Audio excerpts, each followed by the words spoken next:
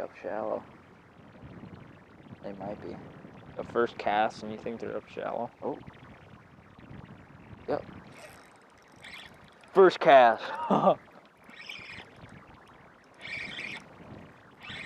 Oh my goodness, that's a good one. First cast. That's a good one too. And it didn't even. Holy, that's a big one. That's like 18 inches. Let me get him. Let me get him. Oh yeah. Yeah. On the chartreuse power worm. Gee. You'll never believe. I pull up on my line. It's tension. I thought it was a weed, and then it started head shaking. Oh my gosh. Let's put him on the measuring tape. Fishing deep is just That was fishing we did. First cast, 18 and a halfer. Oh my goodness. Let's get a picture with that guy. That's a nice bass. Get him back. Using a 10-inch power worm, chartreuse tail. It's overcast today. That's why I chose to go towards that, and a 3/16 bullet weight. Pretty simple. You just jig it up and down on the weed lines, cast it up in the pockets. But we'll have to see. It was the first cast, so hard to say what will happen.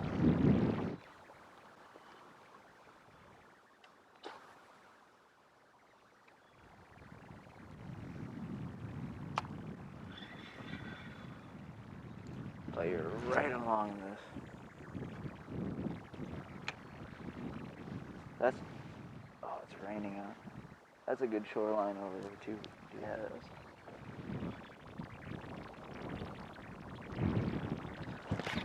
Oh, there you go. Oh, that's a good one. Yeah, it is. Good one, good one, good It one. ripped drag like. I need to set my rod down. Hopefully it doesn't get pulled in. Oh, he's not super big. Need to make sure he doesn't get stuck in my line. Oh, shoot. Line's on the camera, line's on the camera. We're good, we're good. Oh, he's like a catfish. I know. What the heck? Here, bring him over here, I'll get him. Oh, oh man. Watch that line. Oh. Let me see that.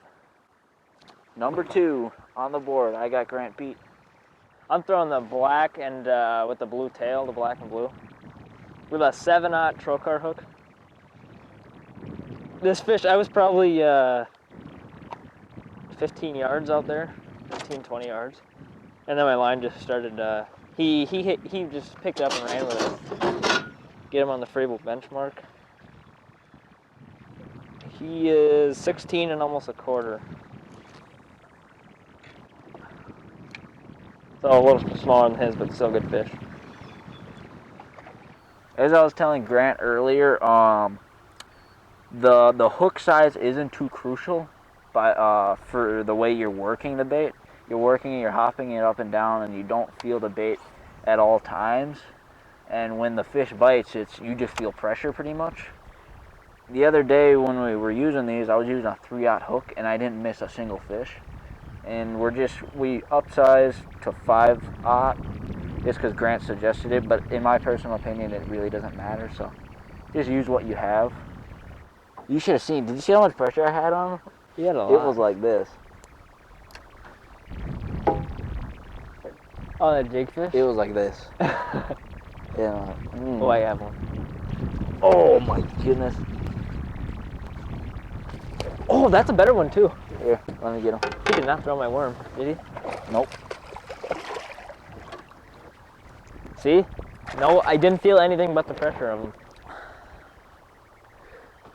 Let me see that fish. There we go. Right as we were about to leave. Another cookie cutter 15. Whoa. 15 incher. Oh, he's getting my finger tore up. Woo! 2-2. I got an 18. He's got whatever this one is, and a 16, and then I have just a 14 incher. I like having these benchmarks right in the boat because it's convenient and you get an accurate measurement every time. 15 3/4. There he goes. Yep. And the thing is, whether you're in a tournament or not, most tournament anglers don't even have an anchor in their boat. But when you're on a weed line, you want to fish it slow and thoroughly. So if you have an anchor, or if you don't have an anchor, I suggest buying one. because when you're just moving along with your trolling motor, whether you try to go slow or you're not, your mind says keep moving. So you go past so much good area to fish. So that's why using an anchor is good, because you can thoroughly fish all those weed lines. So the rod and the setup I'm using, you're gonna want a medium heavy when you're fishing a bait caster. This is just a Shimano Claris, 6'6" medium heavy. Then I'm fishing with 30-pound Power Pro, and then I have the Shimano Sitica. So he has a super good setup. This is the they say it's a walleye finesse rod, IMXG Loomis, and this one's a 6'8". So if you want to use this rod for drop shotting, you could. It's a medium light. It's the 801. So in its class, it's rated a 1. And then a 2500 Stratic FK, which is a fantastic reel. You get one more bite or fish, I'm gonna switch.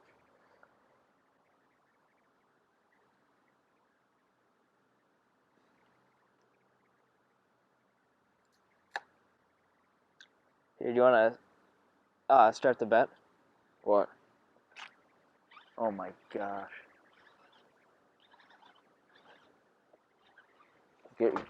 Stay down. Give me this. I'll just flip him. No, not enough line, not enough. Oh my, that's way too big to flip, Karen. Give me a black and blue.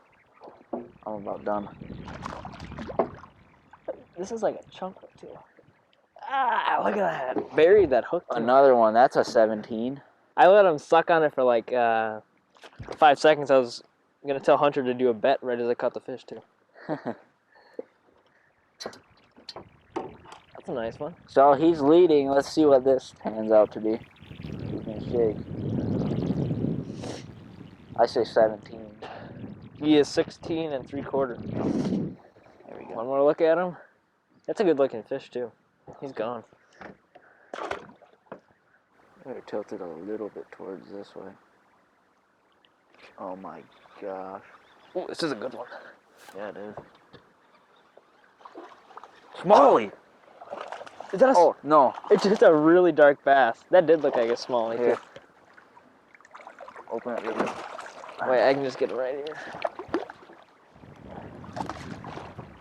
No, that is not a smallmouth. It just looked like one. Look where that hook is too. He ate it. Grant's hammering him. There's a hook right there. 7-0 hook. I know. I've never fished with hooks this big. That's a huge hook. So you're up 1 now for the bet. This one is 15 and a half. That's a good one.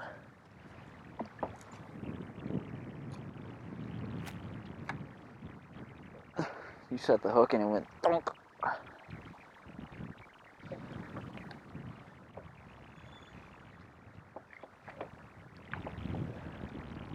Little blood because I got him deep, but he swam back just fine. This side seems to be getting more fish. Yeah, I know.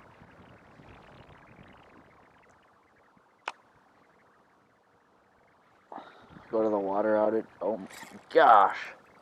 He was sitting on it, wasn't he? He was pulling it. Dink. He almost pulled the rod out of my hand.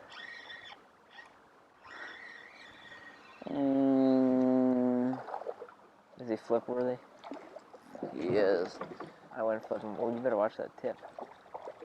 Oh my goodness. Yeah, let me grab the rod. I got it. Well, I mean, that's decent. It's not That was small. crazy. I mean, all of a sudden I go up to jig it and it almost pulls it out of my hand. Show you guys the... I just can't do anything today. These are just babies. Another 15, I bet. 14 and a half. He is, yeah, 14 and a half. Yeah.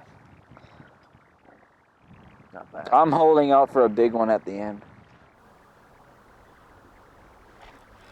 There we go. That's a better one. Get up there. You love getting them on the surface. First cast. Here. Yeah. Get that dink in the boat. Oh. You got This one's 14 and a quarter. Okay. Jeez. I got 2 14s then. Doesn't film there. He doesn't? No.